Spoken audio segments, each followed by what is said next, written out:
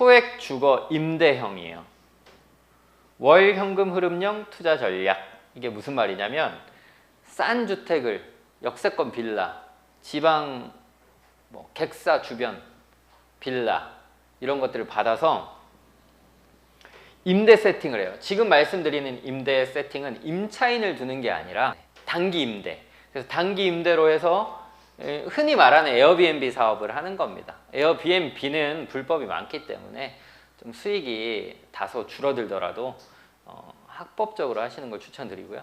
저희 멤버분들 중에 하는 분들이 많이 없는 줄 알았는데 꽤 계시더라고요. 1000에 1500에 50 계약해서 객사 주변에서 월 한 200~300 정도는 무난하게 나온다고 합니다. 월 현금으로. 근데 그걸 그냥 임차인으로 계약해서 하는 방법이 있고 아니면 경매 활용해서 매수해서 그걸 그런 식으로 세팅하는 방법이 있겠죠. 두 번째 방법은 예를 들면 이게 그거라고 해볼게요. 재개발지라고 해볼게요. 공공재개발지 또는 지구단위 계획구역, 예정지라고 해볼게요. 토지 이용 계획에 나옵니다. 구역 지정이라고. 그걸 보시면 여긴 지정되어 있는데 해제됐다가 다시 진행했다가 막 그러네. 언젠간 되겠지. 그래서 이걸 사서 임대형으로 하는데 나중에 시간이 지나면 차익형이 되는 거죠.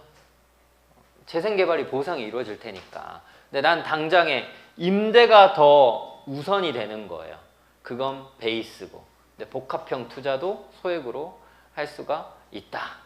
자, 그 다음 소액 물건, 공공개발. 소액 물건이라고 표현한 이유는 주거일 수도 있고 상가일 수도 있고 토지일 수도 있기 때문입니다. 지분일 수도 있고 거기 껍데기 건물일 수도 있고. 재개발은 껍데기 건물도 나와요. 불법 건축물도 나오고 입주권이 나온다는 뜻입니다. 공공개발. 근데 물딱지라고 해서 안 나오는 것들도 있으니까 그건 사전에 추진위원회에 전화해서 이건 나오는 건가 안 나오는 건가 알아보고 입찰하는 것도 한 가지 좋은 방법이긴 한데 전 입찰하는 물건을 공인중개사에게 말을 안 해요. 왜 말을 하지 않냐면 그 사람이 법원에 나타난 적이 여러 번 있었어요. 제가 정보를 주고 제가 줬는지 그 사람이 알고 있었는지 모르겠는데 괜히 말해서 그 사람들이 나오는 경우가 있었습니다. 그 추진위원회도 마찬가지예요. 동네 이장님 막 그런 분들이거든요. 그 딱 나왔다고 하면 본인들이 사가려고 해요. 그래서 저는 웬만하면 정보를 안 줍니다. 안 줘요. 그래서 가서 경매 때문에 왔다고 안 하고 여기 저기 구석에 대충 351번지라고 하면 300번지인가?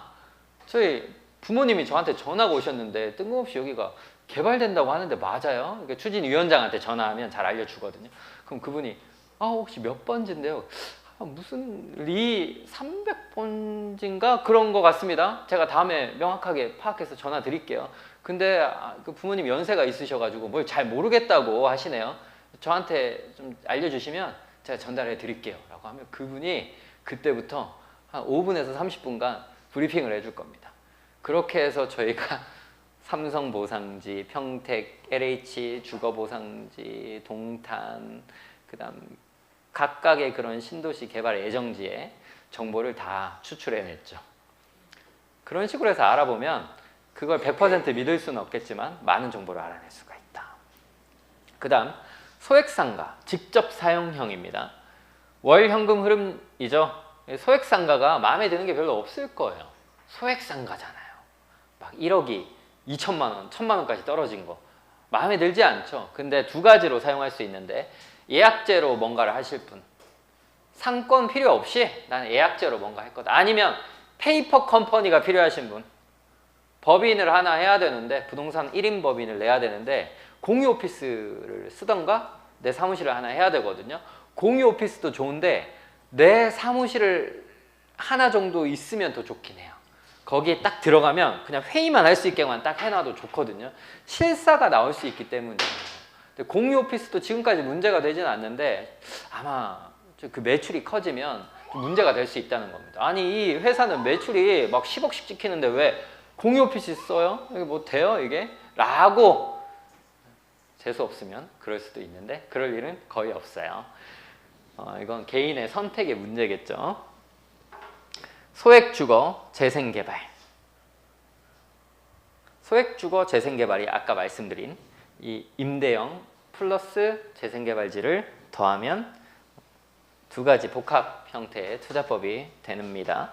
소액토지 연금보상, 이게 아까 말씀드린 산지연금으로 봤던가 농지연금, 주택연금이 있는데 주택하고 산지연금은 조금 불편하고요. 농지연금은 나이 제한이 없어요. 그래서 요즘 뭐 농지투자법이라고 해서 경매 이런 투자법이 없었습니다.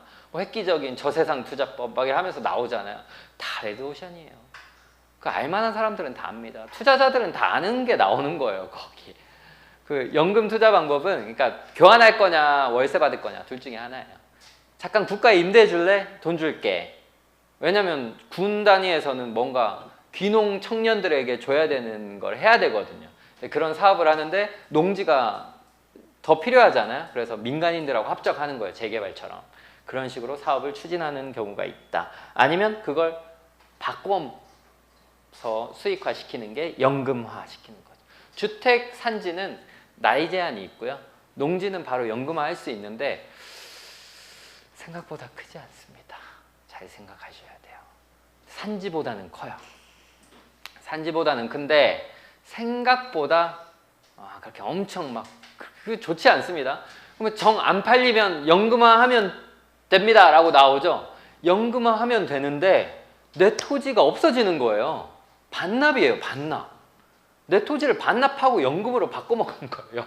그것처럼 물물교환이에요. 그래서 이게 과연 좋을까? 저는 그럴 바에는 아까 말씀드린 여기 아파트가 들어오는 토지, 그게 낫지 않겠어요? 삼성 반도체 공장이 들어오는 토지, 이런 토지를 하거든요. 전 제 개인적으로는 그게 더 낫다고 생각합니다. 근데 제가 하는 투자 방식은 인스타에 나오지는 않아요. 개인의 기회비용에 따라 배치 순서가 다 다르기 때문에 각각 똑같은 투자법으로 투자를 할 수가 없다. 이게 결론이에요. 그러니까 한 가지 투자 방법으로 할 수 없다. 그러니까 종합 격투기 같은 겁니다. 제가 10년 동안 무도체육을 했는데 그 관장이었어요. 그때 체육관 운영하면 잘 됐거든요. 제 체육관이. 그러면서 그냥 부동산으로 갈아타기를 했죠. 왜냐면 평생 못 할 것 같더라고요. 저는 부동산 할까 주식 할까 하다가 부동산 선택했는데, 요점은 뭐냐면 종합 격투기가 실전성에 가장 강해요. 모든 운동을 이해해야 되거든요. 내가 레슬링이 베이스고 격투기가 베이스예요. 복싱이 베이스예요. 그래도 다른 걸 이해해야 돼요. 유도도 이해해야 되고 유도 기술도 이해해야지 방어를 하잖아요. 실전을 말씀드리는 거예요. 투자도 마찬가지예요. 농지 투자, 재개발 투자, 아파트 투자, 갭 투자, 상가 투자, 이건 한 가지 기술이 고립돼요. 도태됩니다. 한 가지 무덤만 고수하시는 분들이 있죠. 다 도태돼요. 수용해야 됩니다. 유연하게 배워야 돼요. 흰띠 메고 배워야 돼요. 김동영 선수가 대단한 것 같아요. 정말 챔피언인데 막 배우러 다니잖아요. 챔피언이라고 표현하기보단 대한민국에서 거의 제일 강한데 배우러 다니잖아요. UFC에서 3연승 하신 분이 막 저기 태권도 배우러 가고 막 검도도 배우러 가고 막 배우러 가잖아요. 사실 그분들이 더 실전성이 강하거든요. 근데 가면서 하나씩 장점을 배우는 거예요. 저도 마찬가지로 하나하나의 장점을 끄집어다가 종합 투자를 한다라고 생각하시면 됩니다. 근데 저는 제 개인적인 기준으로는 어떠한 패턴, 프로세스가 맞는데, 여기 오시는 분들한테 말씀드리고 싶은 건 그 프로세스가 정답이 아니라는 거예요. 그래서 그 프로세스를 개인에게 맞는 형태로 시스템화 시켜라. 그 말씀을 꼭 드리고 싶습니다. 그렇지 않은 투자 방법은 안 돼요. 그리고 아까 말씀드린 기회비용 있죠. 내 생활, 삶의 만족도를 높이기 위한 이유로 투자를 하는 건데 투자에 갇히는 분들이 있어요. 딴 걸 내팽개치고. 그런 건 안 돼요. 내가 부리느냐, 내가 그 안에 구속되느냐, 그 두 가지 형태로 잘 생각해 보시면 노동 투자를 하려고 하시는 게 아니라 꼭 자본 투자를 하려고 하시는 게 궁극적인 투자를 하는 근본이다라고 생각하시면 될 것 같습니다.